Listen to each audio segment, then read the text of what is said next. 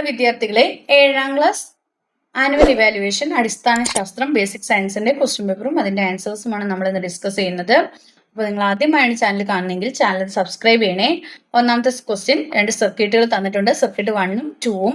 മുകളിൽ കൊടുത്തിരിക്കുന്ന സർക്യൂട്ടുകളുടെ പ്രത്യേകത എഴുതുക. ഒന്നാമത്തെ സർക്യൂട്ട് ഇതാ ഇവിടെ കൂട്ടിമുട്ടിയിട്ടില്ല. ഇതപ്പോൾ ഓപ്പൺ സർക്യൂട്ടാണ്.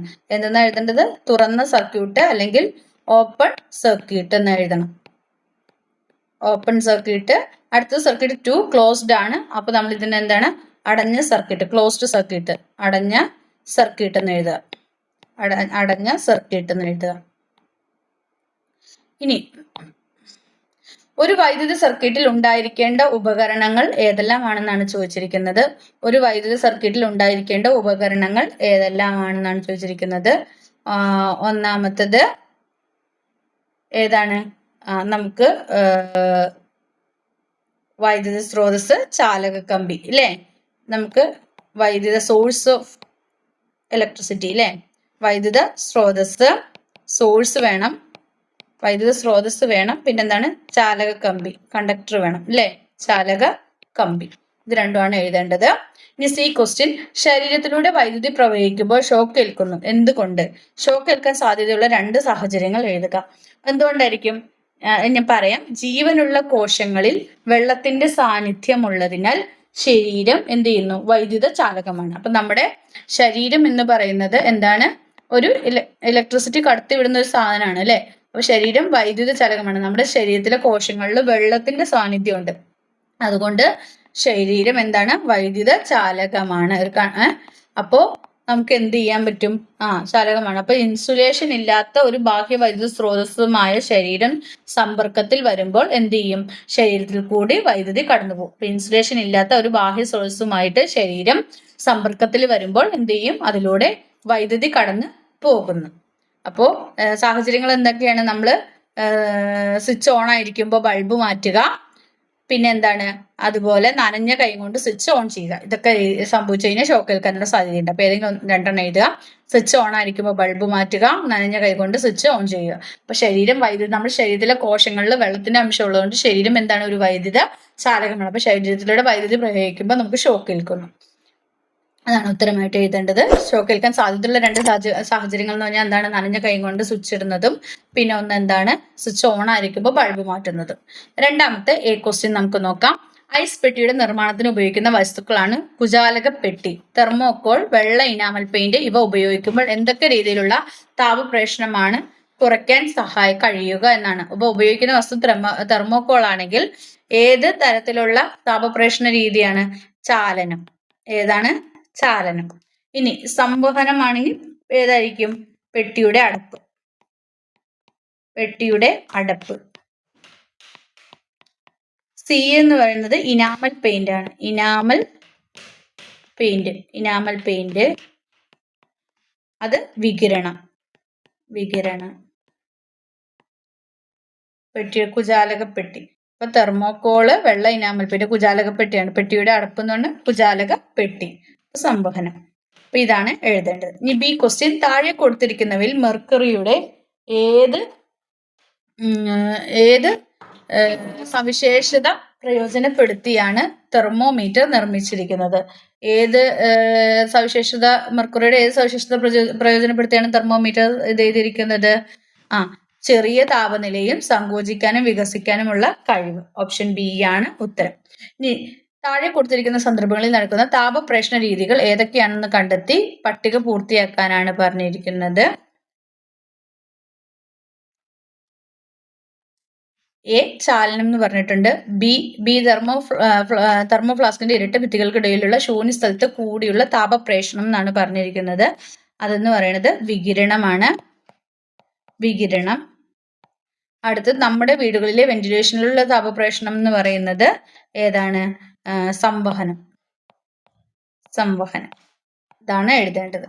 ഇനി അല്ലെങ്കിൽ 2B കൊടുത്തിട്ടുണ്ട്. ചുവടെ കൊടുത്തിരിക്കുന്ന ആശയ ചിത്രീകരണം ശ്രദ്ധിക്കൂ. അതിൽ വിട്ടുപോയ ഭാഗങ്ങൾ പൂർത്തിയാക്കാനാണ്.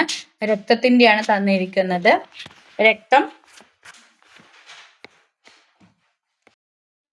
രക്തത്തെക്കുറിച്ചാണ് തന്നിരിക്കുന്നത്. ഇനി നമുക്ക് നോക്കാം. രക്തത്തിലെ ഓക്സിജൻ ഏതാണ്? ശ്വാസകോശം അല്ലെ? ശ്വാസകോശം, ലങ്സ് ആണ്. ശ്വാസകോശമാണ്. ഇനി രണ്ടാമത്തെ കാർബൺ ഡൈ ഓക്സൈഡ് എന്ന് പറയുന്നത് കോശങ്ങൾ, സെല്ലുകള്. മൂന്നാമത്തെ സി എന്ന് പറയുന്നത് യൂറിയ, കരൾ, ലിവർ. നെക്സ്റ്റ് ന്യൂട്രിയൻസ്, ചെറുകുടൽ ന്യൂട്രിയൻസ്, പോഷക ഘടകങ്ങൾ. ഇങ്ങനെയാണിത് പൂർത്തിയാക്കേണ്ടത്. ബി ക്വസ്റ്റ്യൻ, ശരീരത്തിന് ആവശ്യമില്ലാത്ത യൂറിയ രക്തത്തിൽ നിന്നും പുറന്തള്ളുന്ന അവയവം ഏതാണെന്നാണ് ചോദിച്ചിരിക്കുന്നത്. ഏതാണ്? വൃക്കകളാണ്. കിഡ്നിയാണ്. സി ക്വസ്റ്റ്യൻ, രക്തത്തിലൂടെ എത്തുന്ന ഹാനികരമായ രാസവസ്തുക്കളെ നശിപ്പിക്കുന്നത് കരളാണ്. കരൾ നിർവഹിക്കുന്ന മറ്റ് ധർമ്മങ്ങൾ കൂടി എഴുതുക. എന്താണ്? നമ്മുടെ പിത്തരസം ഉൽപ്പാദിപ്പിക്കും. കൊഴുപ്പിനെ ദഹിപ്പിക്കുന്ന പിത്തരസം ഉൽപ്പാദിപ്പിക്കുന്നു.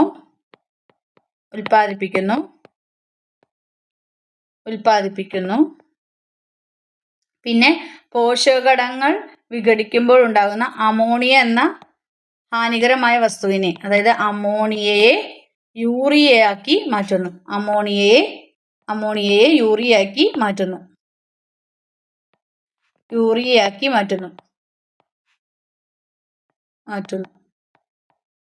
അപ്പോൾ പിത്തരസം ഉൽപ്പാദിപ്പിക്കുന്നത്, പിത്തരസം എന്ന് പറഞ്ഞാൽ കൊഴുപ്പിനെ ദഹിപ്പിക്കുന്ന ആളാണ് പിത്തരസത്തിന്റെ ഗുണം എന്ന് പറഞ്ഞാൽ. അപ്പോൾ പിത്തരസം ഉൽപ്പാദിപ്പിക്കുന്നു. പിന്നെ പോഷകഘടകങ്ങൾ വിഘടിക്കുമ്പോൾ ഉണ്ടാകുന്ന അമോണിയ എന്ന് പറയുന്ന ഹാനികരമായ വസ്തുവിനെ, അമോണിയ വിഷമാണ് അല്ലെ, അതിനെ യൂറിയയാക്കി മാറ്റുന്നു. ഇത് രണ്ടുമാണ് എഴുതേണ്ടത്. ഇനി മൂന്നാമത്തെ ക്വസ്റ്റ്യൻ. മൂന്നാമത്തെ ക്വസ്റ്റ്യനില്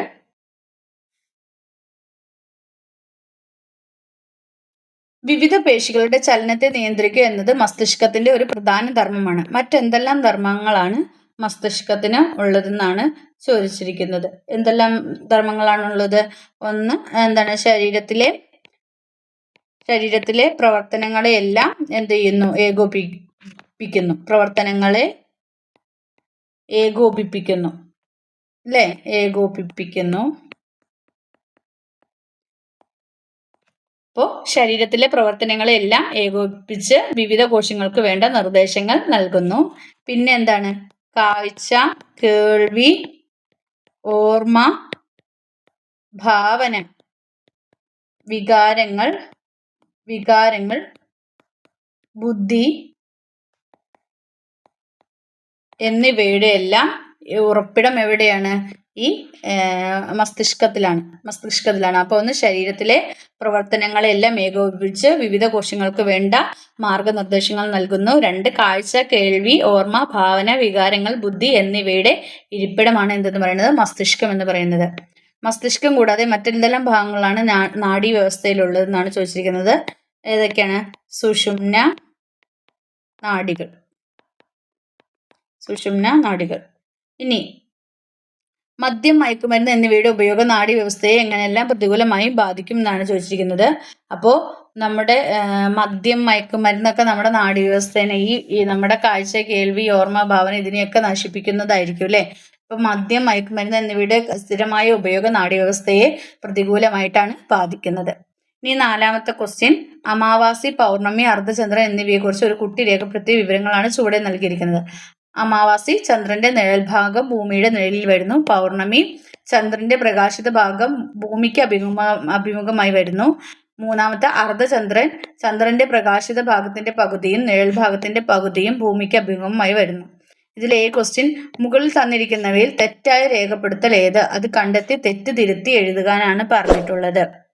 അപ്പോൾ നാലാമത്തെ ക്വസ്റ്റ്യനിൽ എന്തായിരിക്കും? ഇതിൽ അമാവാസിയെക്കുറിച്ചുള്ള പ്രസ്താവനയാണ് എന്തെന്ന് പറയുന്നത്?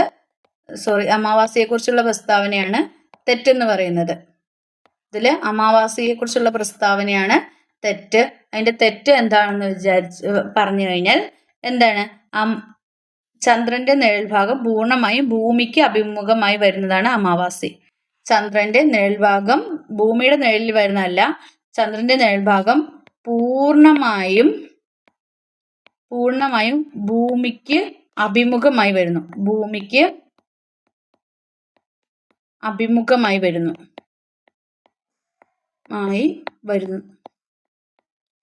അപ്പൊ ചന്ദ്രന്റെ നിഴൽ ഭാഗം പൂർണ്ണമായും ഭൂമിക്ക് അഭിമുഖമായി വരുന്നതാണ് എന്തെന്ന് പറയുന്നത്? അമാവാസി എന്ന് പറയുന്നത്.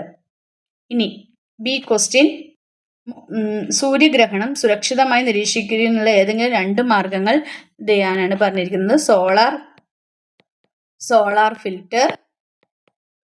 സോളാർ ഫിൽറ്റർ, പിന്നെ എന്താണ്, കണ്ണട, പിൻഹോൾ പ്രൊജക്ടർ,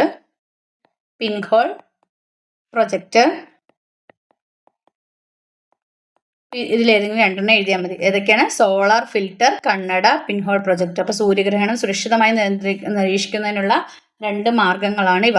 ഇനി സി ക്വസ്റ്റ്യൻ, കറുത്ത പക്ഷവും വെളുത്ത പക്ഷവും മൂലമാണ് വ്യത്യസ്ത ദിവസങ്ങളിൽ ചന്ദ്രൻ വ്യത്യസ്ത വലുപ്പത്തിലും ആകൃതിയിലും കാണപ്പെടുന്നത്.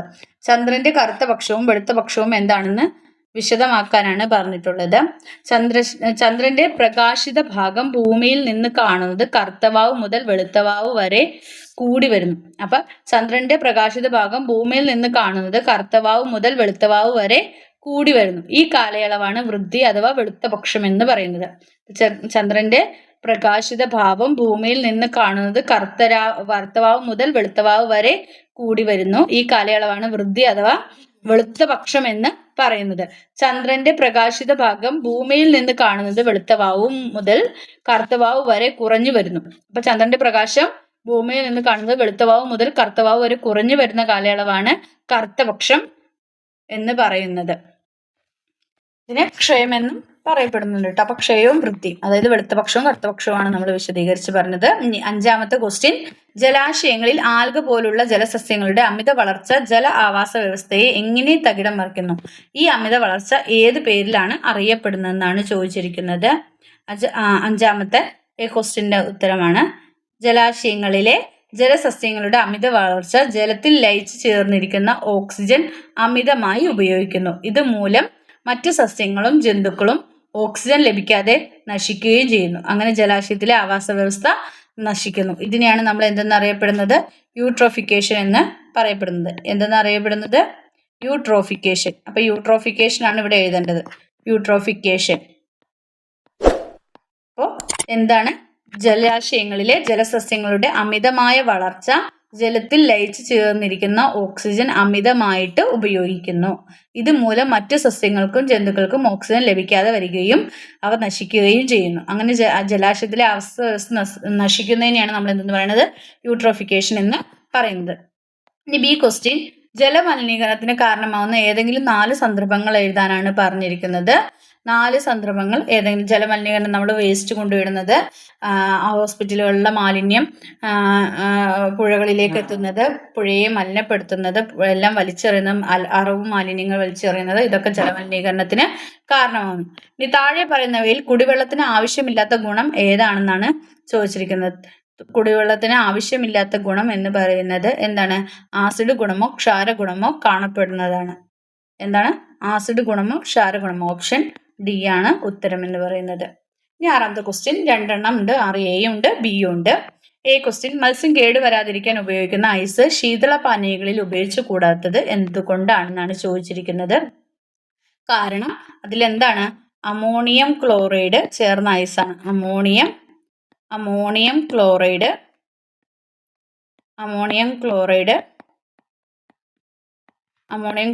ചേർന്ന ഐസ് എന്ത് ചെയ്യും? ശരീരത്തിനുള്ളിൽ ചെന്നാൽ ഗുരുതരമായ ആരോഗ്യ പ്രശ്നങ്ങൾ ഉണ്ടാകും. അതുകൊണ്ടാണ്. അപ്പം മത്സ്യം കേടുവരാതിരിക്കാൻ ഉപയോഗിക്കുന്ന ഐസ് ശീതള പാനീയങ്ങളിൽ ഉപയോഗിക്കാത്തത് അമോണിയം ക്ലോറൈഡ് ചേർന്ന ഐസാണ്. അമോണിയം ക്ലോറൈഡ് ചേർന്ന ഐസ് ശരീരത്തിനുള്ളിൽ കടന്നാൽ ഗുരുതരമായ ആരോഗ്യ പ്രശ്നങ്ങൾ ഉണ്ടാകും എന്നുകൊണ്ടാണ്. ബി ക്വസ്റ്റ്യൻ, ഭക്ഷണാവശ്യത്തിനായി മത്സ്യം മാർക്കറ്റിൽ നിന്ന് വാങ്ങുമ്പോൾ ശ്രദ്ധിക്കേണ്ടത് എന്തൊക്കെയാണ് ശ്രദ്ധിക്കേണ്ടത്? 1, ദുർഗന്ധമില്ലാത്തതാണോ എന്ന് ശ്രദ്ധിക്കണം. പിന്നെ എന്താണ്? നമ്മുടെ ചെകിളപ്പൂക്കൾ തിളങ്ങുന്നതും പിങ്ക് നിറമുള്ളതാണോ നോക്കണം. പിങ്ക് നിറമുള്ളതും. അടുത്തത് എന്താണ്? പുറം തൊലിയിൽ എന്താണ്? ചെറിയ തോതിൽ ഈർപ്പമുള്ളതും തിളക്കമുള്ളതായിരിക്കണം അല്ലേ? പുറം തൊലി നല്ല ചെറിയ തോതിൽ ഈർപ്പമുള്ളതും തിളക്കമുള്ളതും ആയിരിക്കണം.